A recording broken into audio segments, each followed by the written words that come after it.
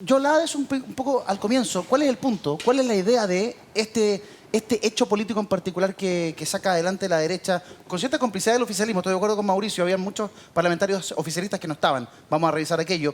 Innecesario, dice Cecilia Mario. ¿Para qué se hizo esto?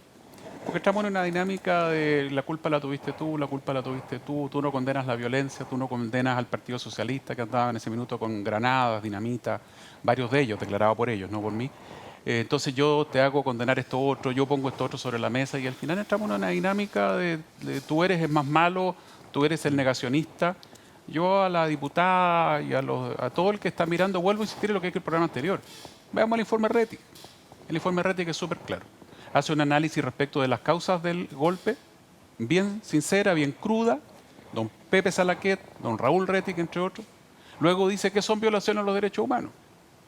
Y ahí tenemos un retroceso gigante, porque para los que estaban hablando en ese panel, violaciones a los derechos humanos solo son unas, y algunos muertos son más importantes que otros. Entonces, entrar en esa dinámica es lo que no podemos hacer.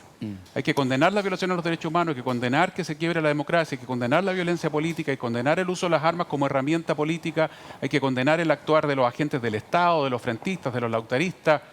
Hay que de una vez por todas hacer una condena en serio, como lo que hizo Uruguay recién en 15 minutos con un expresidente que fue guerrillero, parado al lado de un presidente de derecha, y en 15 minutos todos ellos fueron capaces de decirle a Uruguay un nunca más de verdad, contundente, amplio, y no el nunca más de lo que a mí me interesa, apuntándote a ti con el dedo en el otro. Parece que aquí en Chile estamos a años luz de la versión uruguaya. ¿Qué dijo el diputado Gonzalo de la Carrera? Veamos. Muchas gracias, presidente, de nuevo por darme la palabra para un punto incidente. El artículo 90, numerales 6 y 7. Yo quiero preguntar por qué la vicepresidenta de la Cámara del Partido Comunista, Carmen Hertz, contraviene el reglamento y está ocupando en su solapa un cartel cuando están prohibidos para todos los demás parlamentarios. ¿Hay algún privilegio por estar sentado en la vicepresidencia de la Cámara para contravenir el reglamento expreso que tenemos que cumplir todos los parlamentarios? Y le pediría a la vicepresidenta que no me grite, porque yo estoy hablando al presidente, con todo respeto, sin faltar la palabra y sin subir el tono de voz. Lo único que estoy pidiendo es que ella respete el reglamento, porque ser vicepresidenta de la Cámara no le exime del reglamento que todos los demás tenemos que cumplir. Muchas gracias, presidente.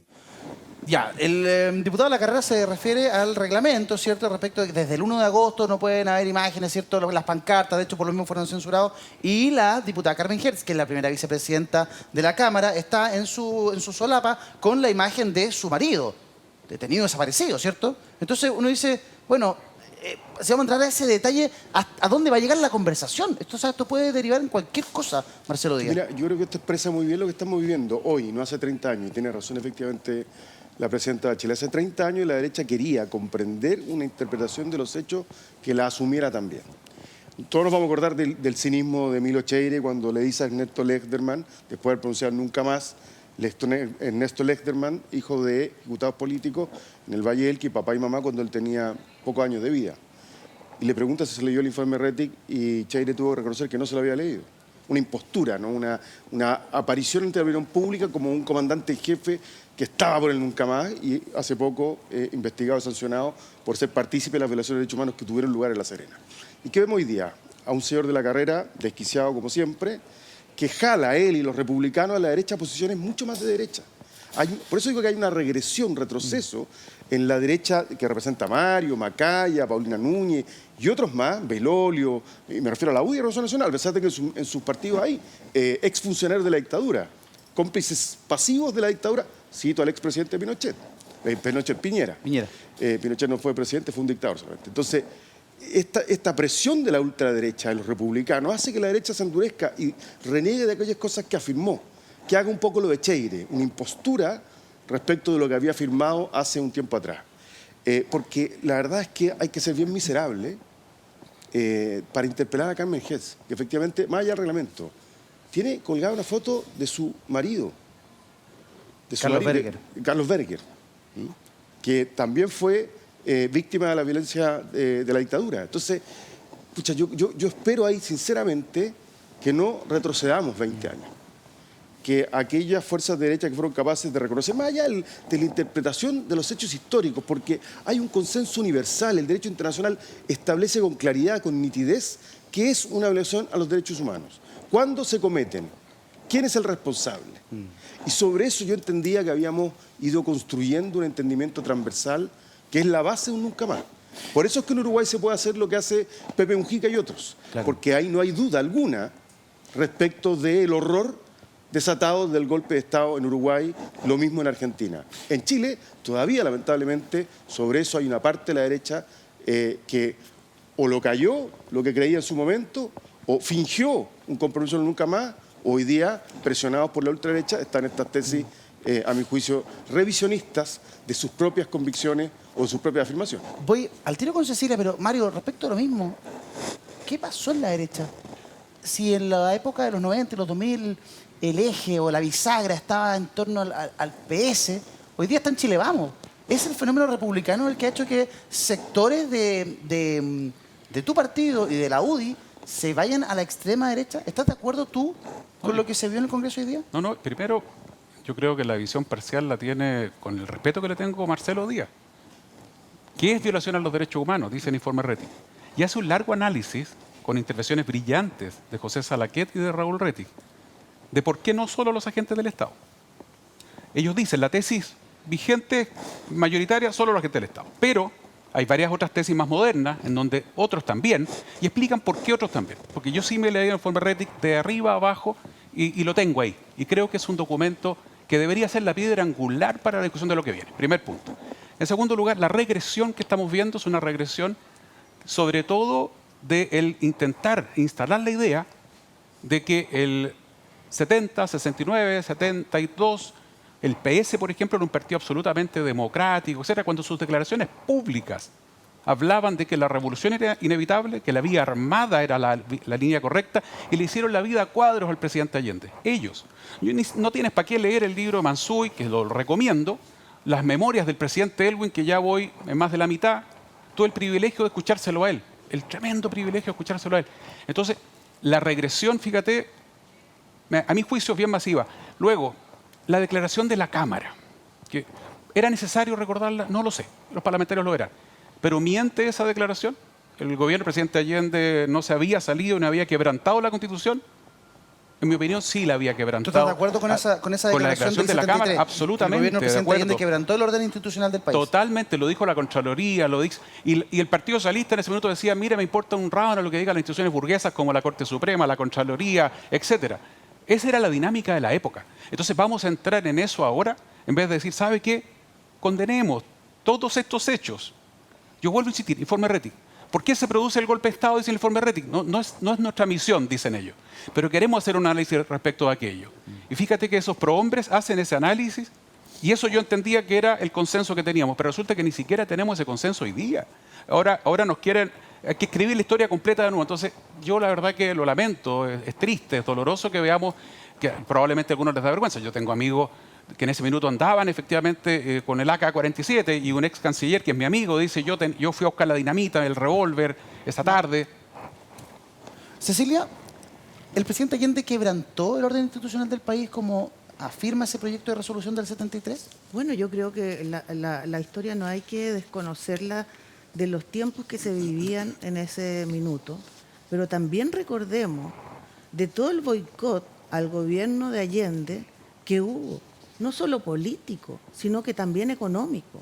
Entonces, efectivamente, el país estaba absolutamente ardiendo, pero eso no era responsabilidad solo de una persona, po.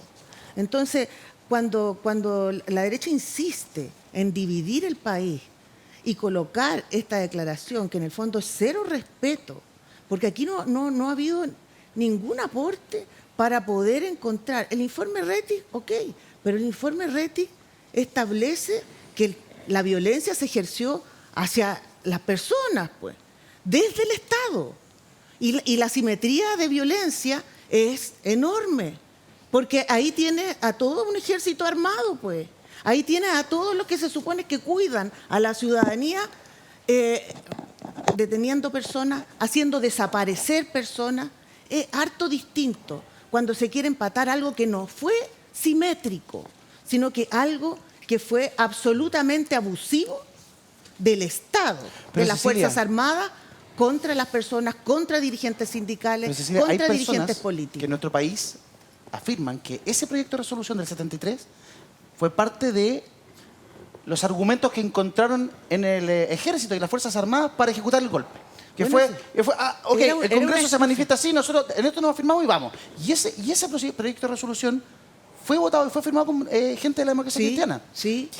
Una Sí. DC que hoy día le dice no a esto, la DC Por supuesto, no quiso ir con esto. Por supuesto, Sin así embargo, como el en las 73 sí memorias de fueron. Elwin, que está leyendo Mario, que es un tremendo libro, Elwin también reconoce que la posición oficial de la democracia cristiana no fue la correcta. Y la que fue correcta fue la declaración de los 13, que se opusieron al golpe. Entonces, de los 13 demócratas cristianos que se opusieron al golpe. Entonces, claro, uno puede seguir apelando a otras cosas, pero colocar esto en el Parlamento es reírse, es burlarse, es violentar a las víctimas, es innecesario. Y lo que hace Gonzalo de la Carrera, que es un hombre violento y que ya es un hombre que en cada declaración que hace infama, violenta, falta el respeto, puede decirlo con muy buenas palabras, pero falta el respeto a las personas que aún están buscando a su gente, que no la pudieron encontrar nunca. Entonces, yo creo que aquí todos somos responsables como dirigentes. Y cuando uno va como dirigente y empieza a azuzar el ambiente, es que está esperando entonces que esto arda en llamas. Es lo mismo que el estadio, es lo mismo que las barras bravas. Cuando los jugadores en la cancha se agarran a combo, ¿qué hacen las barras bravas? Lo mismo. Terminan azuzando un la barra. dirigente político tiene mayor responsabilidad con esto. Sí. Y me llama la atención lo que hicieron en el Parlamento. Mauricio Porque Daza, eso no se hace. perdón, Mauricio Daza, su opinión, su visión respecto a esto que estamos viendo, si quiere respecto a la visión histórica también, bienvenido. Sí, a ver, bueno, efectivamente hay varios aspectos que uno puede analizar y abordar lo que ocurrió el día de hoy. Veamos, respecto al documento propiamente tal, se ha instalado un discurso, ¿no? En el sentido de que sería esta declaración precisamente de la Cámara de Diputados de un día 22 de agosto de 1973, por medio del cual la Cámara de Diputados habría declarado inconstitucional el gobierno de Allende y poco menos que habría mandatado a las Fuerzas Armadas para un golpe de Estado. Todo eso es mentira. Esta declaración no declara inconstitucional el gobierno de Salvador Allende. Es cosa de leerla. Sin embargo, sí hace algo que es muy serio y grave.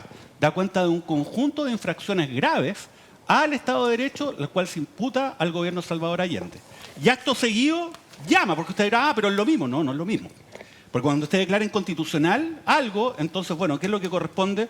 Lo que correspondía bajo la Constitución del 25, ojo, era acusación constitucional contra el presidente de la República. Ese mecanismo estaba. Y fíjese cuál era la causal. Infracción grave a la ley o a la Constitución.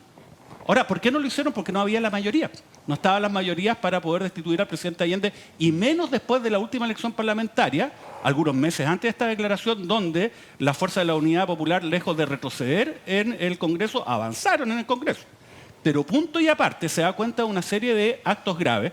Y fíjese lo que dice esta declaración.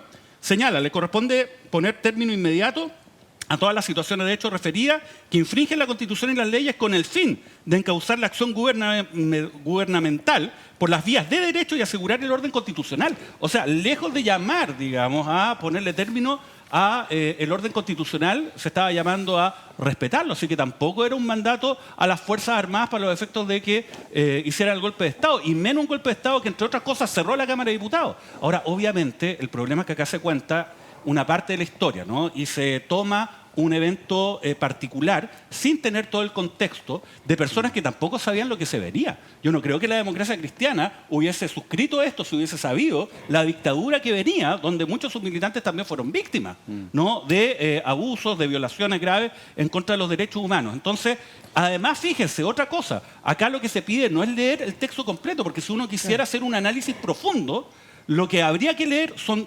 todas las partes del documento donde se hace una relación de hechos graves que se le atribuyen al gobierno de Salvador Allende. No, en este caso solamente la parte resolutiva, o sea que no dice nada, no se entiende por sí misma. Entonces dijeron, ya lean esto nomás para pasar finalmente el gol y generar, ¿no?, todo este conflicto. Y la verdad es que es lamentable porque se va degradando nuevamente el debate público. Otra cosa que quizás es de menor importancia de lo que estoy señalando, pero también es relevante para la situación política actual.